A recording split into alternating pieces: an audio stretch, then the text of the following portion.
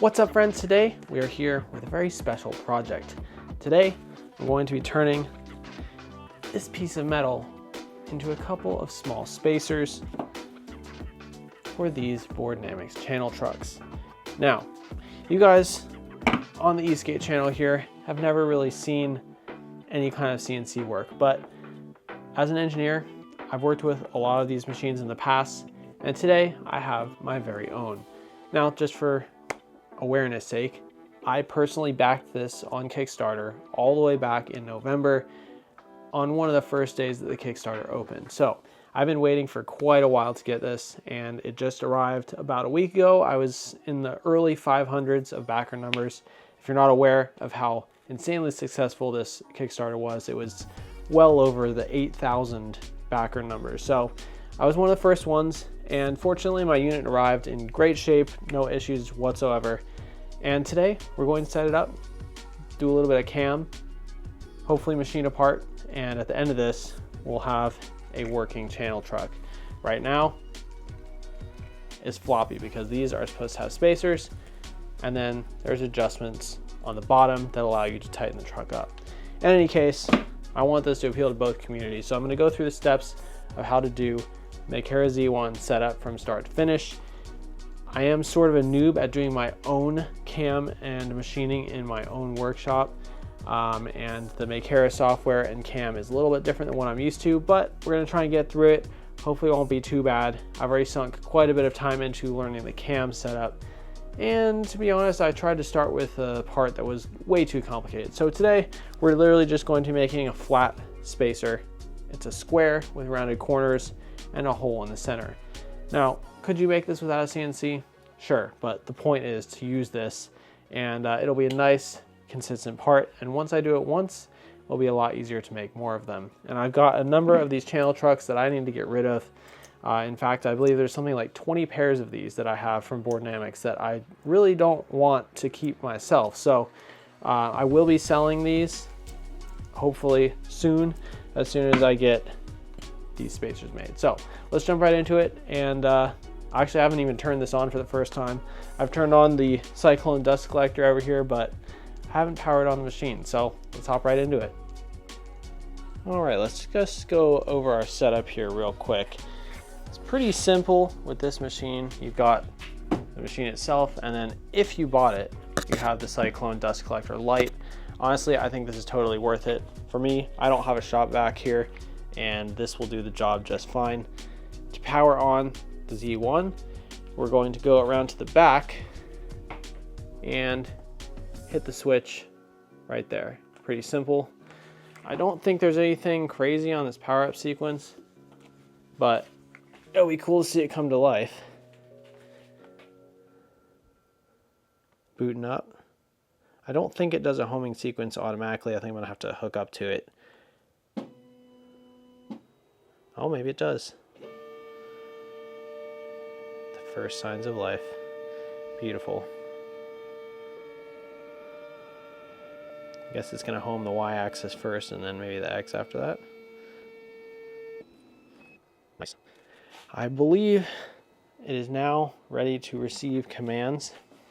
I can go ahead and open this up here. Hear the little ding from it hitting the safety stop up there. Such a cool machine. I haven't really taken a lot of time to look around in the enclosure in here, but there are some improvements that I've seen over some of the original ones. We've got little plastic caps that cover the screw heads in here. The linear rails are still pretty exposed though, so I don't know, maybe someday I'll look into bellows of some kind, but we really don't have a lot of space in here, so don't know about that for sure yet. Overall, I have to say I'm fairly happy with the quality. I think there's some things that maybe could be improved in the future, but it's sort of just aesthetic. I think this looks a little bit messy. I think the stainless material at the bottom here is going to get super dirty, but it's a CNC machine, so who really cares? On the spindle here, you've got the neat quick swap mechanism. and it actually comes with something in the chuck already. And I pulled this out for, I think it's gonna fall. No, it's just a dummy end mill, I guess. It's just a little axle. So I believe one of the first things we're gonna have to do is actually pull out a tool and put a collet on it. So I think we're gonna go ahead and do that right now, but simple enough to change tools. All you have to do is put the tool in with one hand and then flip that up with the other. Obviously I can't do it with one hand, so I'll have to go do that right now. I'm not gonna lie, this is kind of hilarious, but that tool is now, I don't even know where. It's somewhere in the depths. So don't drop your tools because they will go to the back of the machine. I'm pretty sure I can get it out by just going back here and unbolting the lower air panel, but I really don't feel like doing that right now, so we're just gonna leave it and hopefully it's fine. But in any case, we're gonna grab the tool that I'm going to be using for this operation, and I'll show it to you guys, and then we'll look at the quick start guide real quick and make sure I'm not missing anything. All right, so I've got some fairly simple instructions here on how to use this bit installer. So there are a number of tools that come with the Z1. As a Kickstarter backer, I have quite a few things that came in my kit, as well as the 3D wired probe that I bought, and a couple other accessories. We've also got the starter kit in here with that L bracket that we're going to be using in a minute. I have some aluminum stock I bought, and when you get bits from Makera, there are a couple in here that have pre-installed collars on them. You can see the little black piece in there. That's what we have to put on with this onto a tool like this one that doesn't have it. So we actually already have the 3.175 millimeter by 12 that we're going to be using for this operation, but I figured I'd pull them both out and try and put a collar on just so I can show you guys. All right, so this should be fairly simple, but these are small, so it might be a little bit hard to figure it out the first time. So in this guide here, it says that you press the spring button, pull the pusher all the way to the open position, place a collar into the front socket, which I believe is this over here. Is it there? I think that's right. Then we need to take our tool. When you're pulling these out, be very careful.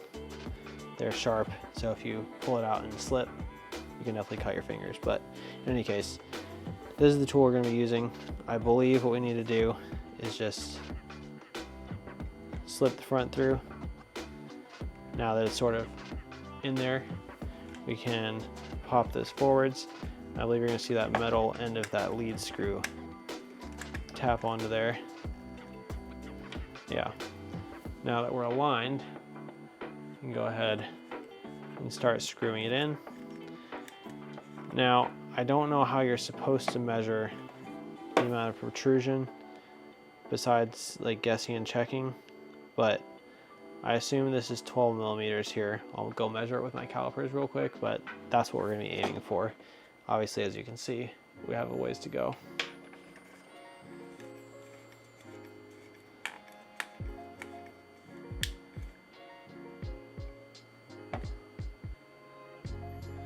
Getting closer. Obviously, it's a lot harder to undo it. Oh, it actually maxes out. Oh, there you go. The screw bottoms out there. So I guess that's how you do it. Real question though is, how do we know what kind of run out this has? Because we're just jamming these in here, like, surely the run out per tool will vary a bit. I don't really have a good way of measuring that, but hopefully the press fit is good enough. Let me know what you think about this. Did I do it correctly? All right, next we're going to set up our work surface. So since we're going to be machining this, there's not really any need to have the large side clamp, so we're going to be using the short one. And to use that, we need 2 of the pins from the starter block. Go in there and there. And those align with these pinholes right there. Obviously, it appears to be a little bit bright. They align with these pinholes at the ends. And they just sort of slip on. Now we have some screws that need to go in here. I don't know if these are different lengths or not. I think they're all the same length, but we gotta put a screw in there, screw in there, screw in there, and then what's gonna happen is we're gonna line this up there, and we'll probably use screw. Oh, that is much longer. Good grief. There are short ones and long ones in here. 2 lengths to be exact. We do not need the long one right now because we're doing a short piece of stock. I suppose if you had a long piece of stock, you would want to use the long one, but we'll just have to see if these short ones are sufficient. I believe they will be. We're going to use these 2 in the corner on this side to hold the metal down over here. We're also going to use some top clamps. We're going to have one over here and one on the back side. You could probably just get away with one on the back side, but we're going to do both because it just makes sense. Now for these, you want to attach a screw in there. I think you can use 1 or 2. I suppose I'm just going to use 1 and clamp it off there, and then we'll do 1 more, clamp it off back here. We got our handy dandy Makera 4-in-1 screwdriver. I believe this is going to be the right size. Nope, not that one. Unscrew the back of it.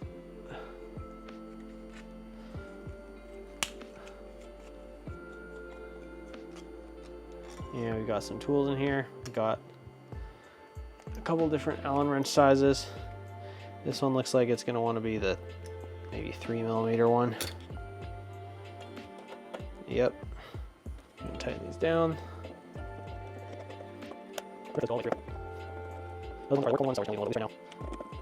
The pins on the end of this are what's doing the real heavy lifting, holding this all back aligned. Screws are just 2. Those ones are the work holding ones, so we're just going to leave them a little bit loose right now.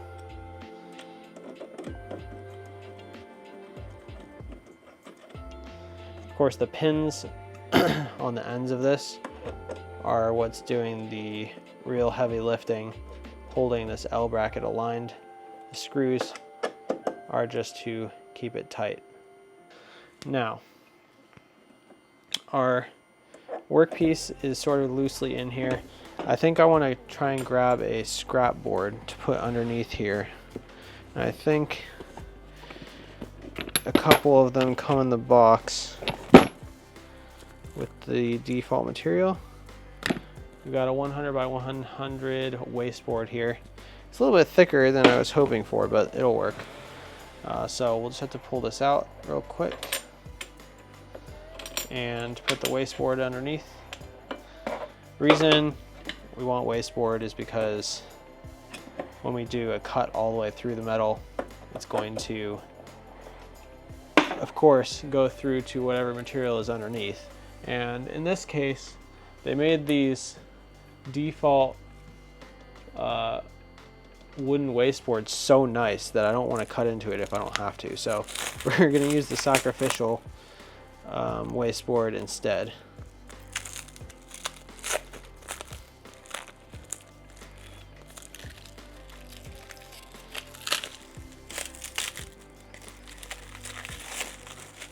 Ah, it's 2 pieces. That explains that. So thin little piece of MDF. So we'll stick that in the corner there. I did take the plastic coating off of one side of this metal already, but we'll leave the other plastic coating. Actually, since we're using a wasteboard, we don't need it. So The aluminum is more likely to oxidize now, of course, because it's raw, but hopefully we won't have any issues with that. All right, wasteboard in place, stock in place. I'm just gonna push it firmly to the corner there. This machine is fairly quiet just sitting here, but there's definitely an audible noise. I think it's just the fans running, but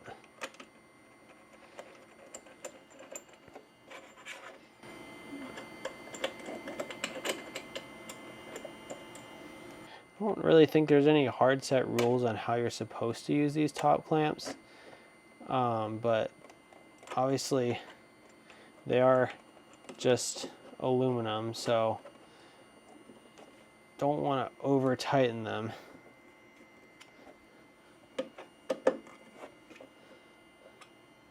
Needs a little bit more than that though. The screwdriver's slipping a little bit.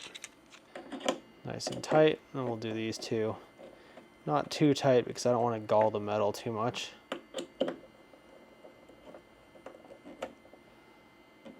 All right, it is now installed in there. There we go, 2 screws at the front, 1 top clamp on the side, and 1 top clamp at the back. Again, don't really know if there's a specific way to put these on. I think they look okay.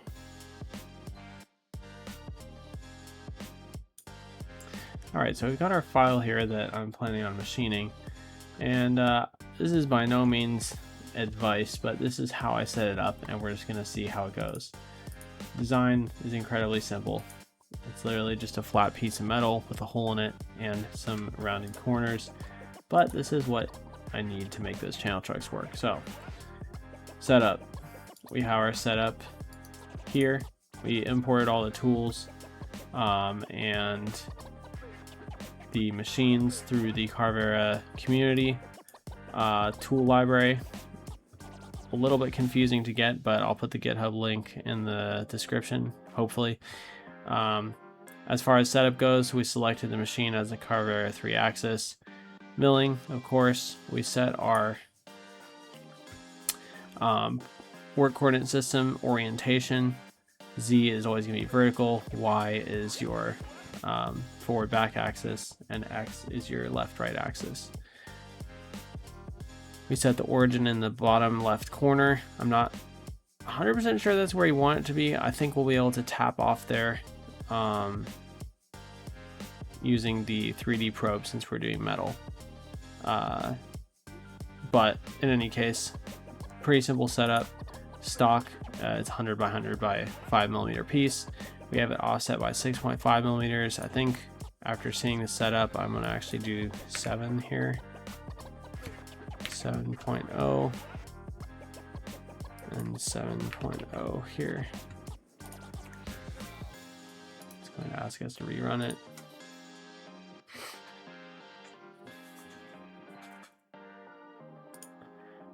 First off, we start with a 2D pocket. This is a standard 2D pocket. We have the tool selected and that auto selected aluminum here. I haven't touched any of these numbers at all yet.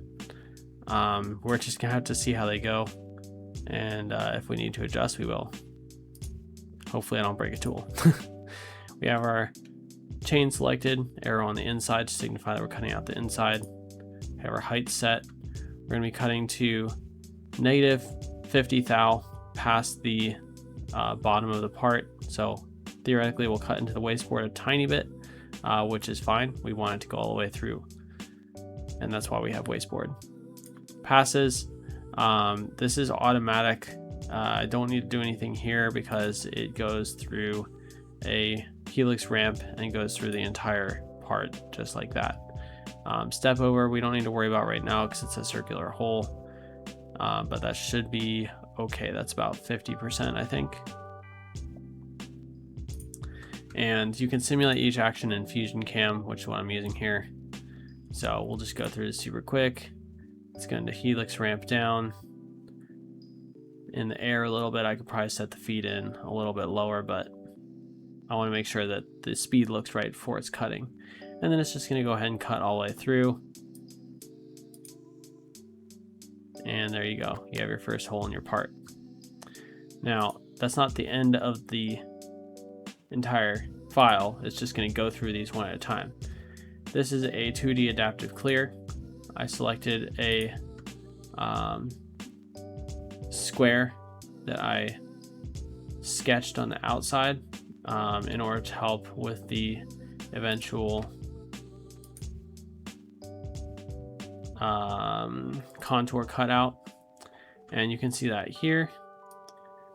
It's just going to go through and start in the middle, do a circular cut all the way out. This is what adaptive clearing is. Basically, you select a tool load.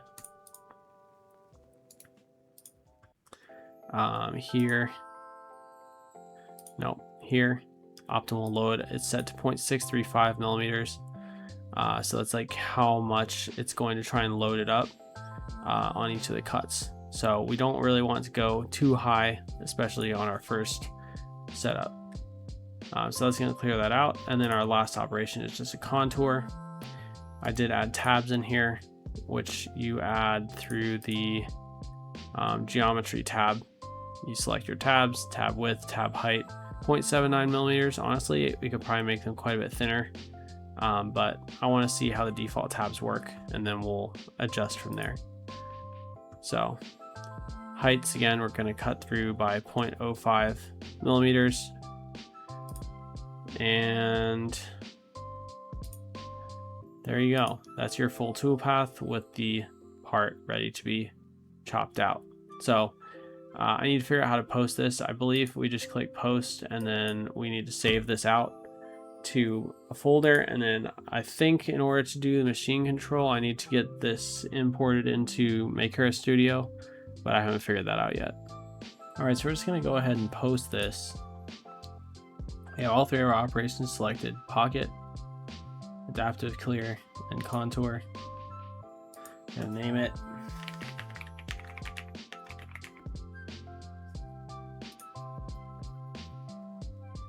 Change the folder.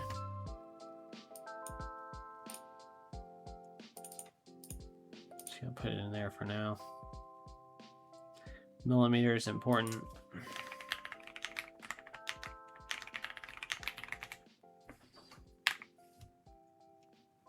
And post. Done. All right, so we're over here on the Makera Studio software now to set up the device. I believe we have to go in here and set it up via Bluetooth first. Add device, set up via Bluetooth. And there it is. Now I need to connect to my Wi-Fi network. In case you're wondering, this is a 5 gigahertz Wi-Fi dual setup. Sometimes devices can be finicky when they're 2.4G only and connect to a 5G network, but this one worked, so that's great to see. All right, we have a firmware update available. That's probably something we want to do immediately. Let's even turn the camera on. So there is a little camera in there. Not looking at much right now. All right, let's go ahead and do this firmware update. Current version 1.0.7, latest version 1.0.15. All right, let's go ahead and do that. Online update. Go ahead and wait for this to finish. Of course, there's no display on the Z1 besides the little lights on it, so just gonna have to watch the software.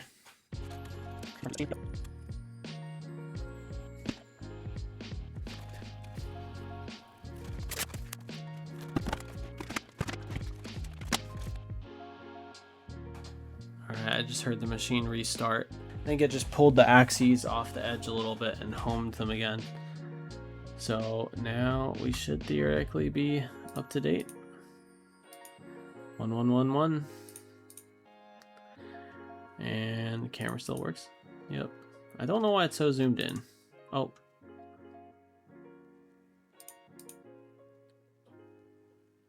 Are there two views? Not really sure. All right, so this is actually on my desktop right now because because I wanted to have it on here for cam purposes. So I'm going to install the software on my laptop real quick so we can go jog the axes around. We also need to do a tool change, of course, so I think that's in here somewhere. Auto Z probe is one of those things. Oh, we're thinking about something. Not really sure what's happening right now. All right, so I opened up Makera Studio again. It ended up crashing earlier. We're gonna do a file open, and then I don't see that you can open an NC file in here, so I'm not really sure how to import that. I'm guessing you can upload an NC directly to the device, but not 100% sure. There's no tool tips in here. That would be nice. So we can see raw, G-code connection, file storage. You can see what's on there.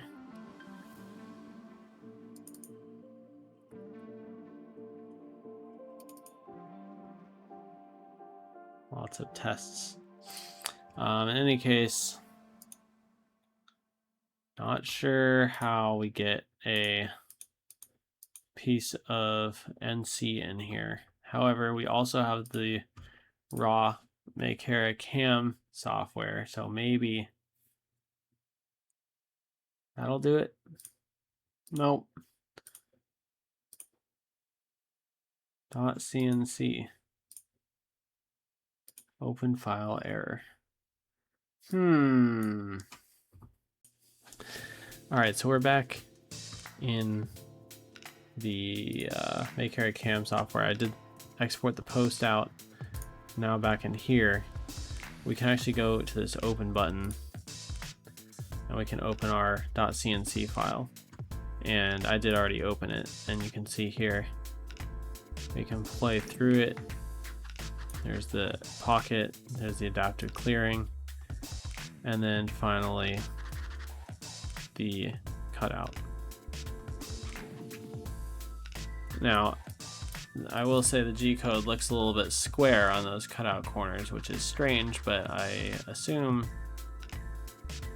that they're actually round. In any case, I'm going to switch to my laptop now and go out to the garage and try and figure out how to do a tool probe.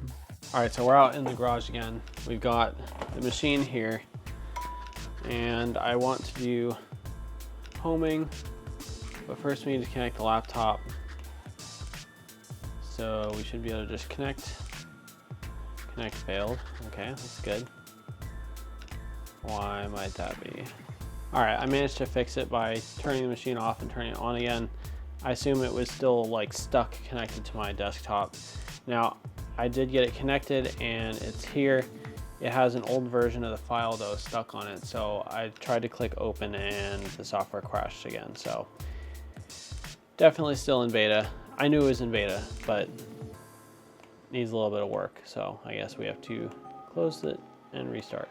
Oh, also the Makera controller recognized those curves in the G-code. So it was just a glitch that the corners weren't showing properly in Makera Studio. So again, another bug. Hopefully that'll get fixed in future versions, but all I want to do is probe off and get the 0 set. Those are my two main things right now. And if you didn't know, the little probe for getting the Z height is over here. So we'll need to use that to get the Z height of the stock. All right, Makera Studio is open again, and we're gonna go to device,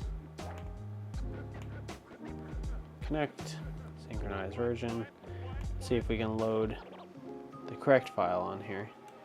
And there we go.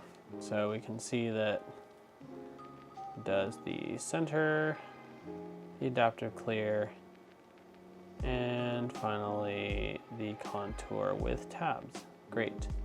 So now These options here on the bottom are all grayed out. So I think what we want to do first is, it's already home, so I don't need to click that. So theoretically, if I click -X on here, yeah, nice. It's moving left as expected. Let's get this over here. The lights in the machine are nice and bright, I do have to say. So, I do believe before we want to probe it, we should set, we should home it again. So we'll just home it, let it go back, and then I think what we're gonna do is over here, we can set what it says is margin, and I think this is showing the outline of the part on the stock. So the corner is 0, 0 by default. If you want to set your 0, 0 somewhere else, you can use the 3D probe, which is in a drawer over here. But since we're using a 0, 0 off of the L bracket, which is like default, we should be good. However, we do need to Z probe. It's not available for some reason. Let's see if I put it in here, maybe it'll auto detect it. So we're gonna take the Z probe out and stick it in here. Open this up, stick this in, and let's see how to do that. Do margin.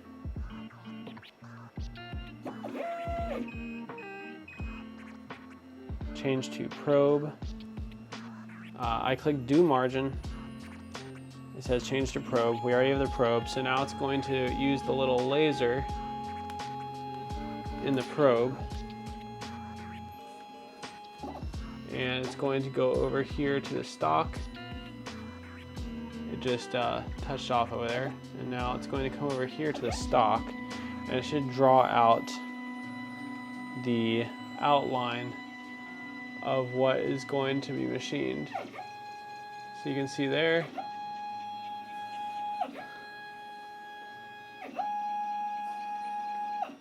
Nice. So that should be the extremes of the tool. So since that's good, we can go ahead and do a probe operation, or you're going to do Z probe. And let's do, here, let me show you. Over here we have the software up. We're just going to go ahead and do this. So I went ahead and clicked probe, Z probe. It brings up this, you can see the margin. And we're just gonna go ahead here and click configure, make sure it's set at 0, 0. And then there's a do Z probe button. So we'll go ahead and do that right now.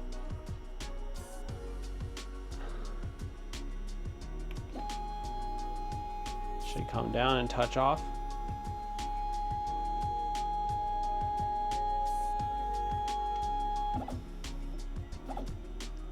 And there is our Z set. So now we have our origin in the corner and we have Z set. So we'll go bring it up.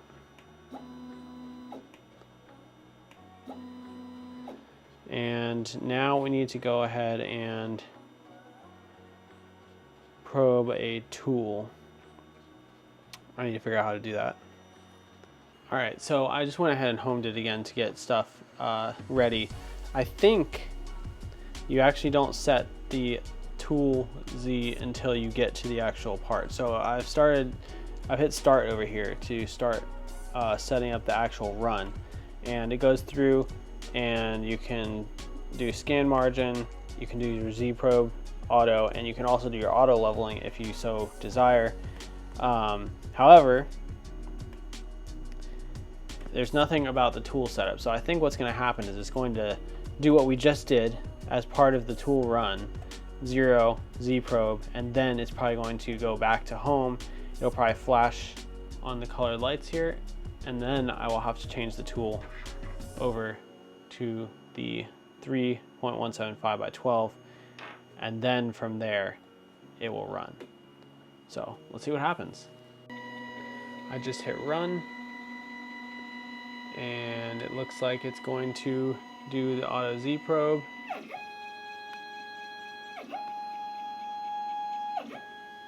It's doing the scan margin, but it didn't turn on the laser for some reason. That's fine. We already know that it's good. Now let's get a Z probe. Let's see what happens next.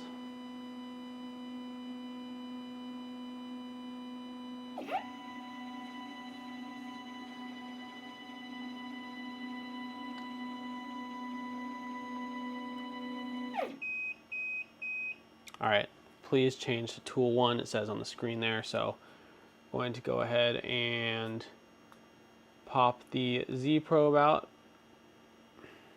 by pulling down and releasing.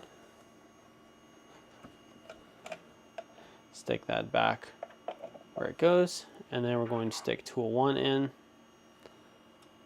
Make sure it's all the way in, and pop that up. And now we're good to go. So now we need to close the enclosure, of course. And I have my dust collector set to auto. So I believe it's going to turn on automatically. It will turn on the blow and remove at the same time because I have both tubes connected. So I'm gonna move the camera, get it set up and ready to run. All right, it's ready to go, so I'm going to hit confirm. I have switched to tool 1. I believe it's going to probe off on that corner.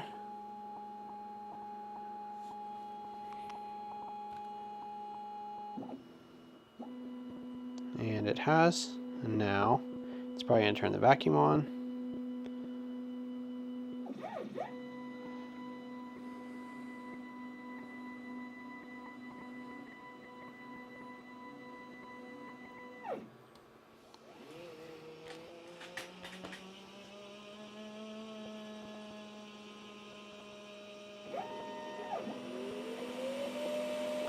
And there it goes, charging towards its first destination. How exciting. It's really not very loud at all. As expected, it's going through the air a bit. We already knew that was going to happen.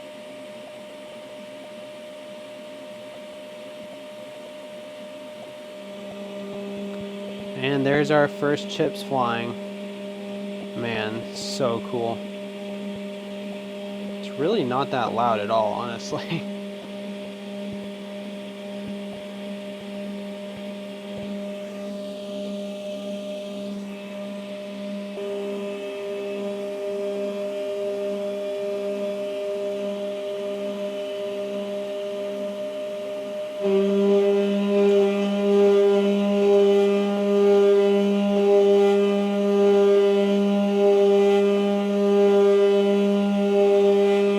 Those are some real chips right there.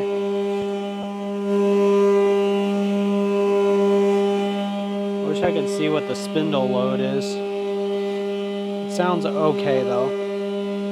Maybe a little bit fast, but it's handling it.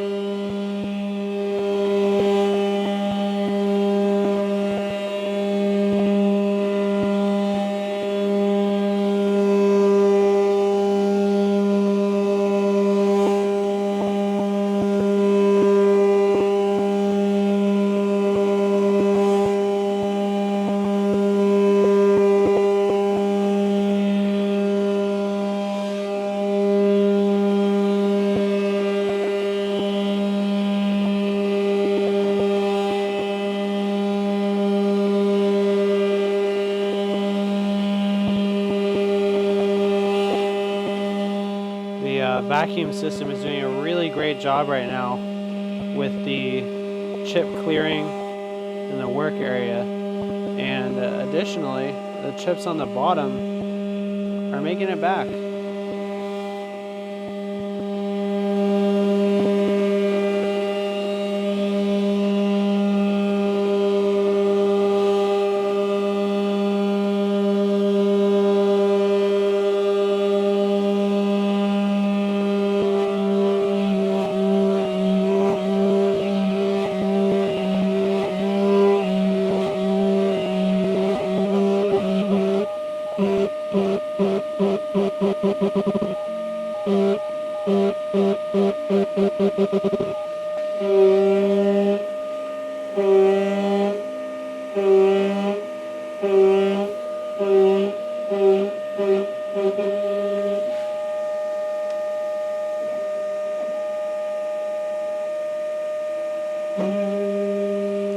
Coming up to the contour cut to finish it off. It's exciting.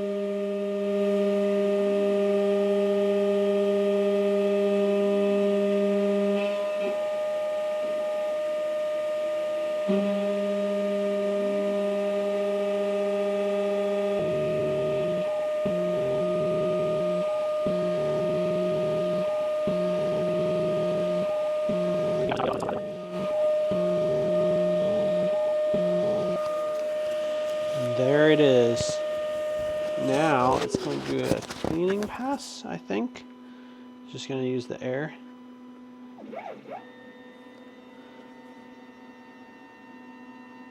Ah, yes, here we go.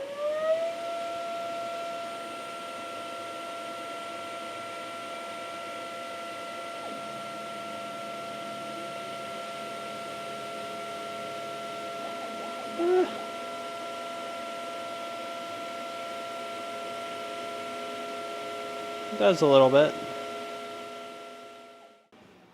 And there you go. That is the end of our very first part on the Z1. Let's pop open the lid and see how it looks. Whew, so bright. Look at that. That is so cool. Pretty nice surface finish, I have to say. I'll take it out in a minute. Alright, I'm going to pull out the vacuum attachment and show you guys how that works so we can get the rest of this chip load cleared out. It's basically just a regular vacuum piece you stick on to the sucking side of the vacuum, which is the lower one. And then you can go ahead and turn this off of min and suck it all up.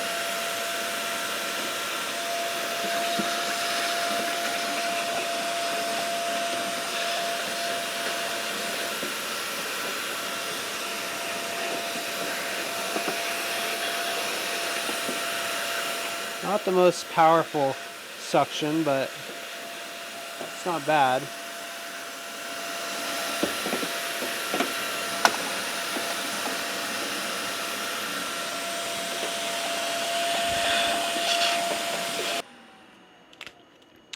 For fun, we can go look at how much chips made it into the actual vacuum.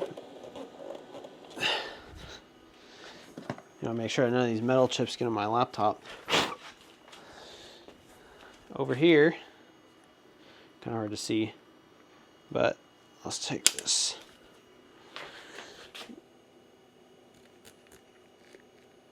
There's all the chips in there. Look at that. Did its job real well. Awesome. Alright, well I didn't say it at the beginning, but we actually needed to make 4 of these, so I went ahead and cut 3 more. I did mess around with the contour depth cuts through, because the first one didn't quite make it all the way through, so I moved it down further. The second one still didn't make it all the way through. Moved it down further. The third one did make it all the way through. And then I used the same exact thing for the fourth, and it didn't make it through. So I'm not 100% sure what happened there, but here we have the 4 parts, and now it is time to unscrew it from the table. And I'm actually noticing that the hole in the center didn't go through all the way either, but that's fine. We'll just have to drill it out. Next time we'll have to use a further cut through value in order to make sure we actually cut the parts out all the way. So I guess we'll need to take one of these clamps all the way off. Well, they certainly got close to being all the way through. So for reference, the first one was 0.05 millimeters penetration. The second one was 0.1. And the third one was 0.15 millimeters. And then the fourth one was also 0.15, but it didn't quite make it through. But I mean, that's pretty dang close. You can just pop them out. The first one I might actually need to use my Dremel for. Yeah, I think I'm gonna need to punch through. And then of course the holes didn't quite make it through either. So we're gonna pop these out and clean them up. To do that, in here we actually have a handy dandy saw, this guy. We have a saw attachment, and then there's also a file.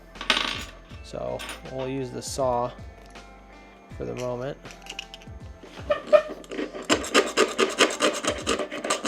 Saw through.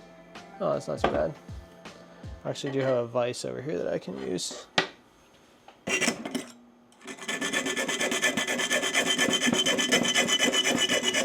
Alright, so I cleaned up all the edges of these. They honestly look pretty good.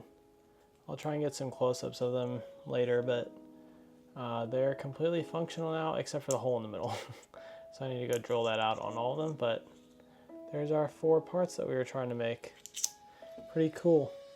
Go from a piece of stock to actually usable parts. All right, here are our 4 parts. I went ahead and cleaned them up. That scratch is actually from me missing with my little Dremel, so whoops. The holes were actually close enough to all the way through that I just center punched them and they popped through, and then I used a deburring tool to clean up the edges. Everything looks good, and believe it or not, these are not actually squares. They're not supposed to be. They're supposed to be 26 millimeters by 25. So we're gonna go ahead and measure them right now and see what they came out to. Sorry, 27 by 25. 27.1. 26 by 27. I need to double check that. I think that's right. 26 is bang on. 27.1. It's pretty good. Let's see what the hole size is. 5.1. It's about right. 26. 27.3. We may be grabbing onto the tabs a little bit here. Also, this is not the most precise nor accurate caliper set, so take that with a grain of salt, but this is well within tolerance for my specific application. 27.2, 26, 27.2, 27.1, and 5.1, and 5.1, or 5.0. Good.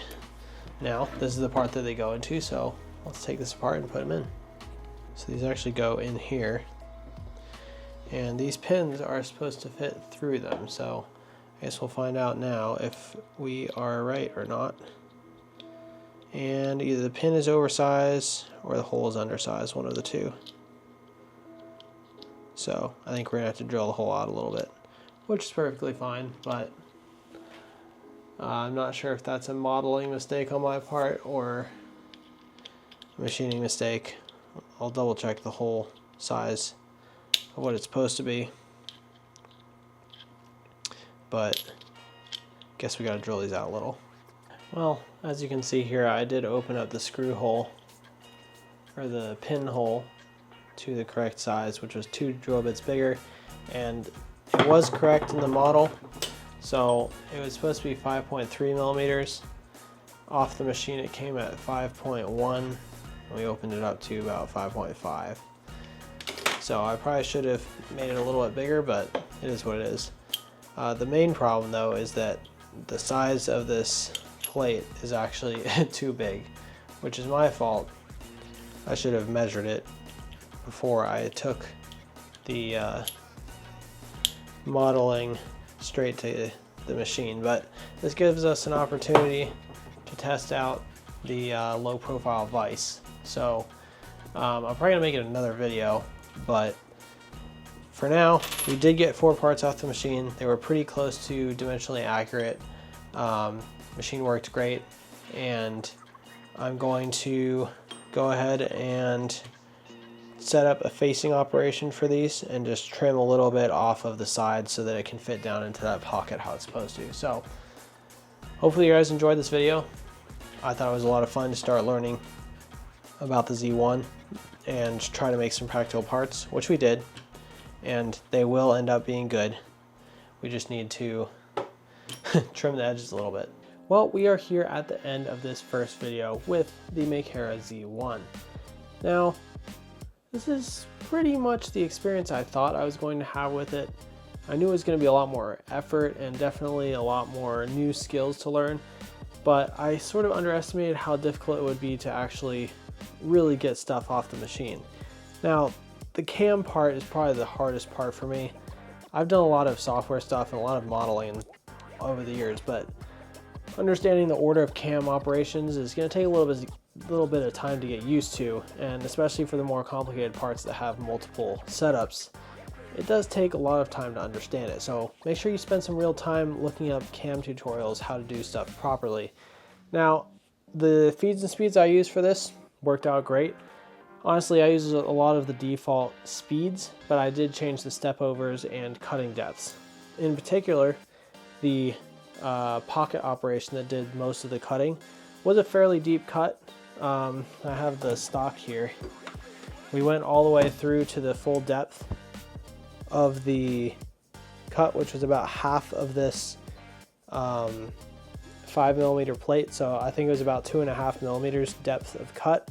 And then I did a 20% step over. So that would have been 0.6 millimeters, I believe, step over. And the machine definitely made quite a bit of noise doing that. I don't really know if that was actually stressing it or not, but the chips looked good and it didn't sound like it was having a problem. So it worked out well, and there's not really too much chatter in the machining marks on the top, so I think it did well.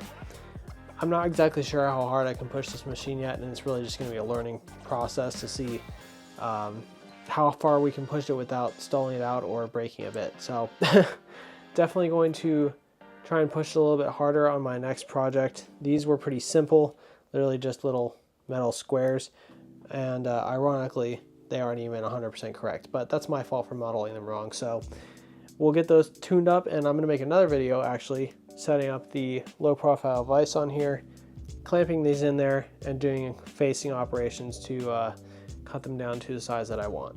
So make sure you get subscribed for that. Look out for it coming in the near future.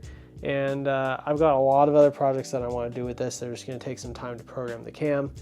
And let me know in the comments if you guys want me to go through some of the cam stuff. I think it's kind of interesting, and there's a lot less resources out there that are well organized than I was sort of hoping for. So if I can help the community by making some more, maybe that's a great idea. That being said, this was a great little first project. It made use of this little tiny piece of stock metal that they give you, and I'm glad that it got some use. And these will actually be used in those channel trucks, which I will be showing off in an upcoming video as well, so I can start selling them. They're just taking up space in a box in the garage here. So stay tuned for that as well if you're interested in those channel trucks, and let me know what else you want to see with this machine. Basically, comment down below. I know there's something you want to say. So thanks so much for watching this video, and if you're into the e-skate stuff, make sure to stay for the next video coming up. And if you're into machining stuff, maybe get subscribed, because I'm definitely going to be featuring more on this channel. Stay safe, keep on riding, and peace out.